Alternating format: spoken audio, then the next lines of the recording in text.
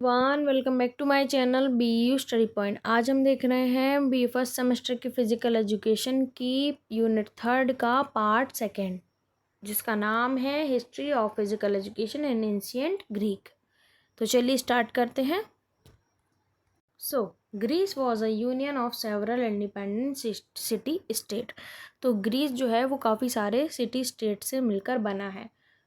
They were first people to realize the value of educational philosophy and need of physical education and life for health, fitness and military objective.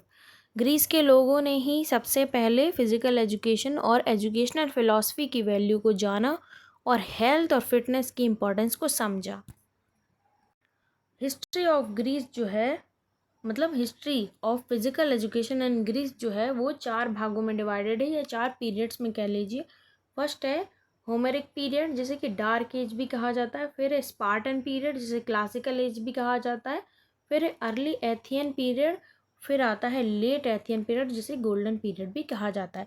अब हम इन्हें एक एक करके discuss करेंगे ताकि चीज़ें आपको काफ़ी अच्छे से क्लियर हो सके। चलिए स्टार्ट करते हैं।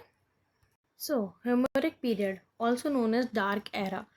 देखिए होमेरिक पीरियड को डार्क एरा ऑफ ग्रीस भी कहा जाता है। एजुकेशन जो थी वो मैन ऑफ एक्शन और मैन ऑफ विजडम पर बेस्ड थी, वही उसके आइडियल्स थे।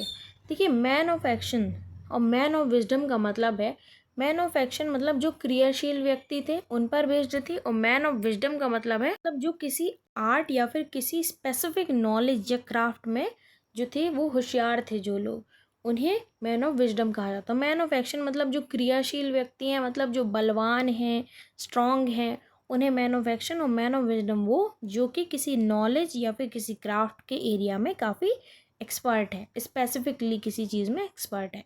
वही जो थे उस समय की एजुकेशन के आइडियल्स बने हुए थे। और फिजिकल एजुकेशन का मेन एम जो था वो हार्मोनियस डेवलपमेंट था माइंड बॉडी स्पिरिट का। देखिए इस समय पे मैन ऑफ एक्शन पे देखिए ज़्यादा फोकस किया जा रहा था कि जो लोग बलवान हैं उन्हें और बलवान बनाने पर ज़्यादा फोकस किया जा रहा था, इसलिए इसमें हार्मोनियस डेवलपमेंट होता था बॉडी, माइंड और स्पिरिट का। Homer described competitive sports like chariot race, foot race, wrestling, shooting, arrow etcetera. और इसमें हमें ये देखने को मिलता है कि इसमें जो कॉम्पिटिटिव स्पोर्ट्स होते थे वो होते थे चैरियट रेस, मतलब चैरियट मतलब होता है रथ, रथ की जो रेस होती है ना वो, फुट रेस मतलब दौड़ने वाली रेस, नॉर्मल दौड़ने वाली, रेसलिंग, रेसलिंग मतलब कुश्ती, और शूटिंग एरो मतलब तीरंदाजी।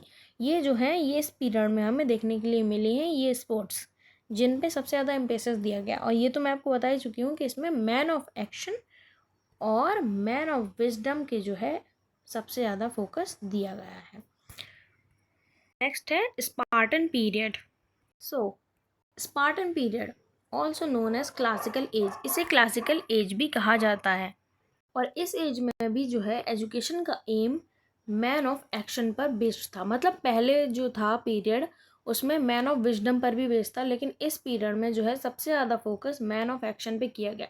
मतलब सिटी सोल्जर, मैंने आपको बताया ना बलवान इंसान, बलवान तो वही होगा ना जो अब सोल्जर है तो बलवान तो होगा ही, हाँ, तो वो तो कॉमन सी ही बात है ना। तो education was aimed at man of action मतलब सोल्जर्स पर बेस्ड थी।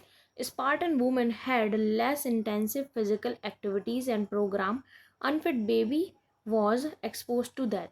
और देखिए इतना कड़ा वहाँ का जो है कानून टाइप का था कि स्पार्टन वुमेन्स जो थी उन्हें लेस इंटेंसिव फिजिकल एक्टिविटीज़ जो है वो परफॉर्म करने के लिए दी जाती थी। मतलब ऐसा नहीं है कि वो भी जो है चैरियट रेस कर रही हैं, रेसलिंग कर रही हैं, या फिर जो हैवी फिज़िकल एक्टिविटीज़ हैं वो परफॉर्म वो नहीं करती थी। वो सिर्फ लेस इंटेंसिव मतलब जिनमें जो ज़्यादा ज़ोर नहीं लगता है या फिर ज़्यादा मेहनत नहीं लगता है वो चीज़ें जो है फिज़िकल एक्टिविटीज़ की वो परफॉर्म किया करती थी। इवन उस समय का जो पीरियड था वो काफ़ी हार्श था कि अनफिट बेबी अगर जो पैदा हो जाते थे, मतलब जो बच्चे फिज़िकली फ़िट नहीं है, मेंटली स्ट्रांग नहीं है, उन्हें जो है डेथ दे दी जाती थी, मतलब उन्हें मार दिया जाता था। तो सोचिए ये जो पीरियड है वो कितना डेंजरस होगा कि अगर कोई बच्चा अनफिट है या फिर अगर मेंटली या फिज़िकली डिसेबल्ड है तो उसे सीधे डेथ की ओर धकेल दिया जाता था। और इस समय पर जो है रेसलिंग और and pankration were the most famous physical activities on that time. Wrestling भी देखिए, जो ऐसी एक्टिविटीज़ हैं ये दोनों ही जिनमें जो है किसी भी आर्म या फिर हथियार उनका इस्तेमाल नहीं किया जाता है। ये दोनों ही आर्मलेस एक्टिविटीज़ हैं, मतलब फिज़िकल एक्टिविटीज़ हैं आर्मलेस। और ये जो रेसलिंग है ये तो आप जानते ही हैं कि रेसलिंग क्या होती है। तो उसी की तरह जो है ये दूसरा स्पोर्ट्स भी है। ये दोनों मिलते जुलते स्पोर्ट्स थे और यही उस समय में सबसे ज़्यादा फेमस जो है स्पोर्ट्स थे। नेक्स्ट है अर्ली एथियन पीरियड। तो early Athenian period, it was the centre of Greek art and culture. जो ये पीरियड था ये सेंटर था ग्रीक आर्ट एंड कल्चर का। इसमें मेन ऑब्जेक्टिव था development of ethics, aesthetics, mathematics, athletics, sum whole it was development of character and personality. देखिए इस पीरियड में जो है ना तो सिर्फ मैन ऑफ विजडम पे फोकस किया गया, ना ही मैन ऑफ एक्शन पे।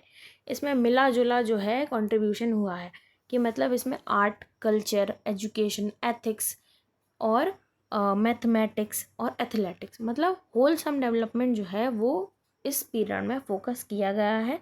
और इसमें डेवलपमेंट किस चीज़ पे सबसे ज़्यादा फोकस है? कैरेक्टर और पर्सनालिटी पर डेवलपमेंट।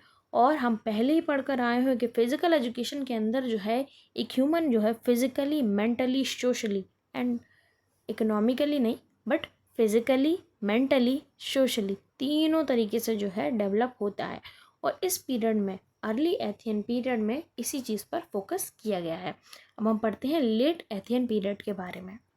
तो late Athenian period also known as golden era of Greece history. देखिए इसे गोल्डन एरा भी कहा जाता है ग्रीक हिस्ट्री में।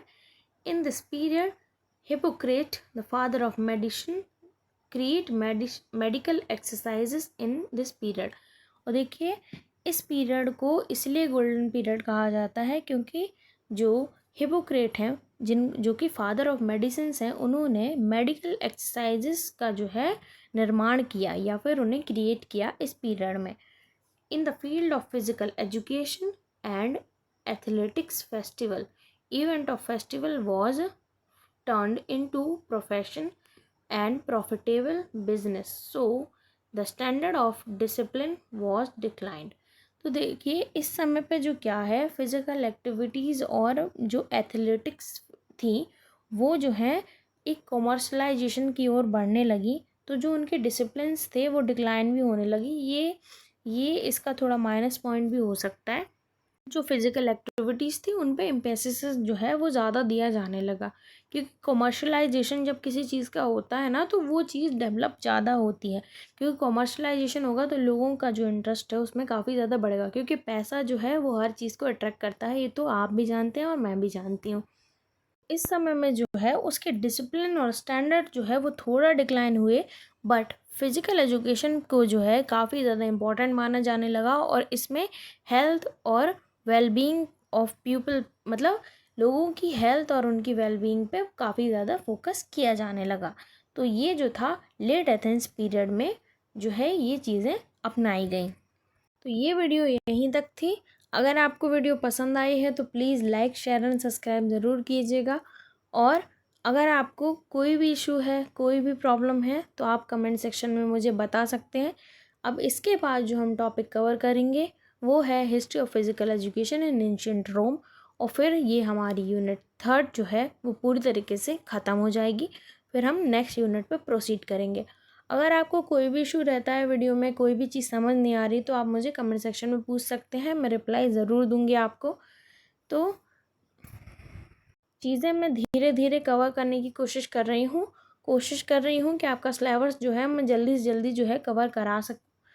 तो आप भी थोड़ा सा एफर्ट दिखाइए और वीडियो को पूरा देखा कीजिए ताकि चीज़ें आपको भी क्लियर हो सकें और समझ जब आएगा तो आप पेपर में अच्छे से भी लिख सकेंगे। तो चलिए ये वीडियो हमारी यहीं तक थी, मिलते हैं नेक्स्ट वीडियो में। Thank you for watching.